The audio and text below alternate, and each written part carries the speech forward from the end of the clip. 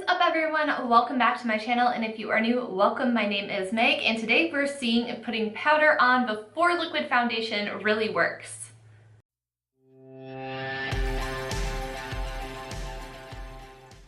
Alright everyone, so I've seen this going around a couple of different places. I saw a Wayne Goss video talking about how putting like a light layer of powder before you apply your liquid foundation is going to make it look its best and make it last all day. I've also heard of Jackie Aina here on YouTube talking about how she sets her primer with a light layer of powder. So I'm like truly curious, because in Wayne's video he said it could work for dry skin, and I do have dry skin, so to me that sounds like disastrous, but I'm truly curious. So I'm going to follow along the steps in his video to see if I get a good result. So far my face is clean, my hands are clean, I just toned. And his first step was to use an abundance of moisturizer. This is my go-to moisturizer. This is the Benefit Total Moisture Facial Cream. If you have super dry skin, this stuff works really great.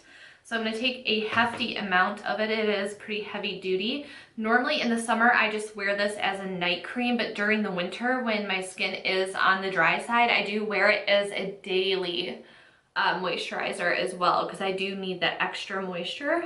This is a pretty thick amount. This is normally the amount that I would put on before bed, because I like to slather it on at nighttime so my skin can drink up the moisture.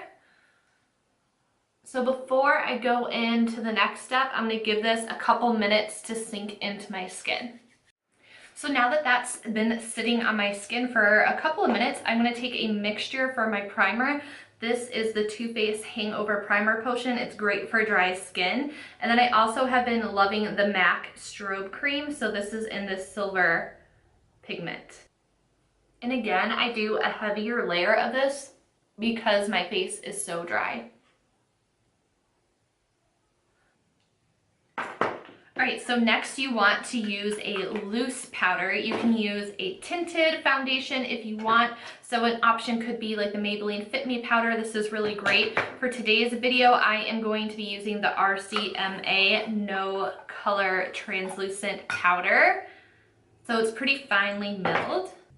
So now I'm going to take a light amount of powder on an e.l.f. complexion brush, something like this. It's kind of dense, but not super fluffy. And yeah, we're gonna see where this gets us. So I'm going to do half my face in the powder and half my face without the powder to see a difference. Because in Wayne's video, he said that you may not even need to set with the powder after if you have dry skin. So that really intrigues me, because I always, even though I do have dry skin, I always set my makeup anyways to keep it from moving around. And then I know in Jackie's video, she applies a light layer of powder with a beauty blender. Okay. I'm just gonna go ahead and do my entire nose in powder though, because I'll be able to tell a difference off the bat with my nose. Actually feels really nice. So in Wayne's video, he says that if you were to use like an actual colored loose foundation powder, it would provide you with more coverage, which is something that I could potentially use because I do have redness on my face. So already we can see a difference between the powdered, it's nice and matte, and then the unpowdered. Right off the bat, my skin looks nice and smooth on the side that I did powder, and it does look like my pores have been covered pretty well. So as you guys can see, it looks like the powder side does look like it's been blurred or like photoshopped or something compared to the other side of my face. And I can already tell this side, I can see it holding up longer because you're setting like the moisturizer and everything into place. So hopefully the oils won't break it up quite as fast. That's so interesting. Don't mind my brows, by the way. I know I need to pluck them. So this is the part where it's going to get scary, because I'm going to apply my foundation, because it's always been drilled into our heads to not apply liquid on top of powder. But if you think about it, when you block your brows out, you're setting it with the powder and then you go over it with your foundation and it tends to look fine. So I'm like really curious. For foundation today, I wanted to use a tried and true product. So this is the Lancome Tien Idol Ultra Wear Foundation. I wear mine in the shade 100 Ivory Neutral. This is like my go-to favorite foundation of the moment, of course. And then I've heard you can use less product when you set with a powder, so we'll see if that works. I use a little bit less, and I'm just gonna apply with my Eco Tools sponge. If you guys are curious about this, I do have a review comparing it to the Real Techniques sponge, so I will link that up above.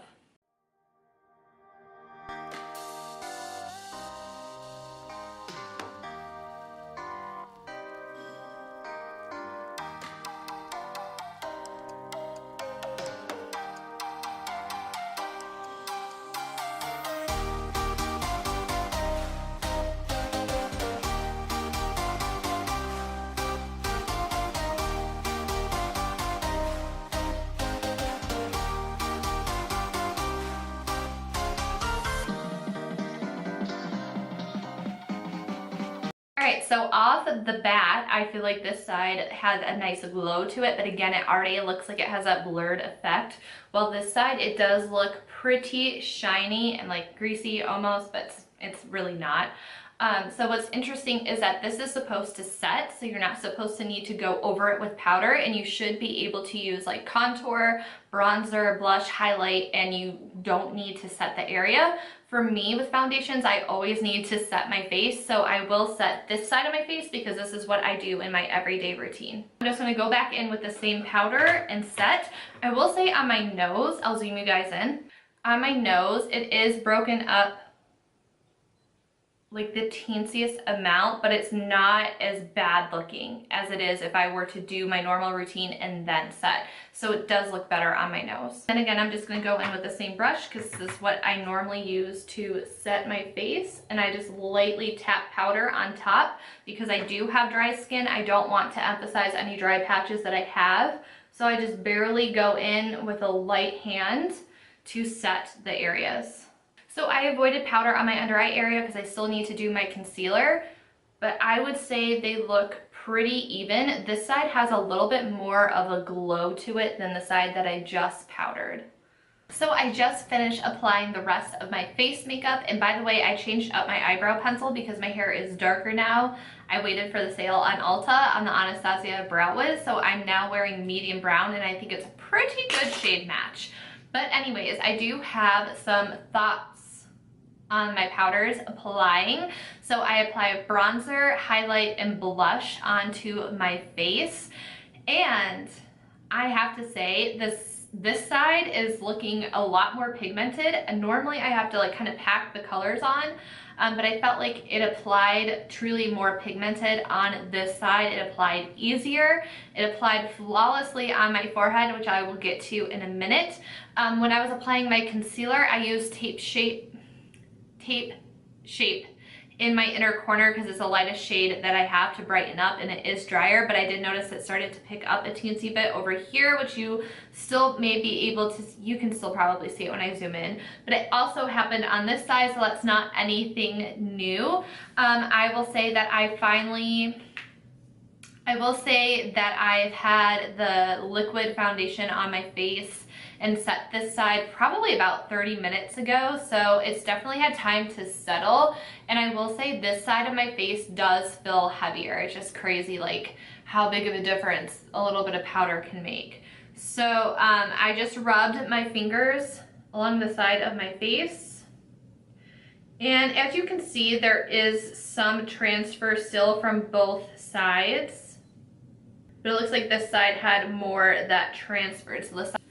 So the side with the powder under looks like more makeup did transfer, but I do think it looks rather nice on my face. So I will say, like right here, it looks like my pores are like a teensier bit more noticeable on this side than the side without the powder under. And then like right up in here is where the foundation started to break up, but I don't think it's anything super noticeable. Now on my forehead, this is the real tea. There's like no patchiness in this area, and the bronzer, like I said, was so much more pigmented, and I could go like this and blend it out without anything moving. Normally I have to pat because if I blend, then I will completely disrupt everything, and you guys can kind of see what I'm talking about right along through here. There is that patchiness, and that was from me barely tapping the brush onto my skin. And like I said, if I were to like actually go and blend, it would really like mess up my foundation. So far, putting the powder before the foundation seems to be winning. I will do a final check-in at the end of the day to let you guys know my final thoughts. All right, you guys, so I am going to call it a night with filming while I still have some daylight. I've had this foundation on for about 6 hours, and honestly, after about 2 hours of wear, I can kind of get a feeling of where things are going to go. So to wrap it up, my final thoughts is that people are onto something with this powder before foundation technique. Like, I'm pleasantly surprised. Like, I expected it to be a complete disaster. But before I get into it, I'm gonna zoom you guys in. So one thing that I noticed comparing on my chin, because I have acne on both sides, this side, it looks a little bit more cakey around my acne spot than it does on this side. I feel like my pores are equally noticeable on each side of my face. There's really like no like better side. This side that I did the normal routine, the pores are more noticeable because my skin isn't as matte. It's more like greasy looking or more like oily looking now after quite some wear. Let's say like my nose is looking pretty equal on the sides. Maybe this side is slightly more gunked up, or it's more noticeable because again, the skin is shinier. One thing that I will say with my nose is that I'm pleasantly surprised is that the product didn't get disrupted when I was applying my highlight. Normally any sort of brush strokes around my nose like will whisk up the product. So I'm like pretty happy with how my nose looks. My favorite part is how my forehead looks under all of this. Kind of see the difference right now, like right around here. It's still like patchy and breaking up. Hopefully you guys can see that. Versus on this side, everything still looks pretty smooth. I have like a little bit of product breaking up right here. And that's really about it. I will say that I can still notice that the right side of my face, which is the side that I did my regular foundation routine on, does feel heavier. It feels like stuff is really starting to goop up on my face, and you can definitely tell like the shine is going all over my face. It's not just in my highlight area. I'm looking more dewy. On this side, I feel like it's more of like a spotlight glow or like a soft glow coming from within effect that I'm getting. And in Wayne's video, he said that if you have dry skin, you won't need to set again on top of this. And he's right, like I don't feel oily or greasy or heavy whatsoever. I am just so shocked that this makeup tip is actually working out for me. So I think that this is going to be really great if you know that you have a long day with a full face ahead of you. It's definitely going to help your makeup last throughout the day. I feel like it gives you more of like an airbrushed looking finish. Now, of course, the average person can't really tell the difference between the two sides. It's definitely something that you notice up close and personal. So is it like a huge impact? Like, not necessarily. Is it something that I will consider doing in my makeup routine now?